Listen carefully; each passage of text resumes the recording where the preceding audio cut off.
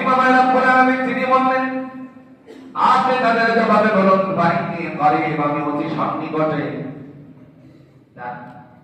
দিয়ে যখন বলেন আমি অতি, আমার আল্লাহ অতি সন্নিকটে, বলল কতটুকু দূরে? কয়েক ফিট নাকি কয়েক মাইল দূরে? আল্লাহর হাবিবকে আল্লাহ আবার জিবরাইলের মাধ্যমে জানিয়ে দিলেন, আপনি তাদের জবাবে বলুন, ওয়া নাহনু আকরাবু ইলাইহি মিন হাবলিল ওয়ারিদ। বান্দারে, তোমার ঘাড়ে একটা রগ আছে, মস্তিষ্কে বুদ্ধি সরবরাহের জন্য অনেক কার্যকরী। আল্লাহ বলেন, এই রগের চেয়ে সাহেরা রগের চেয়ে আমি আল্লাহ অতি সন্নিকটে আছি।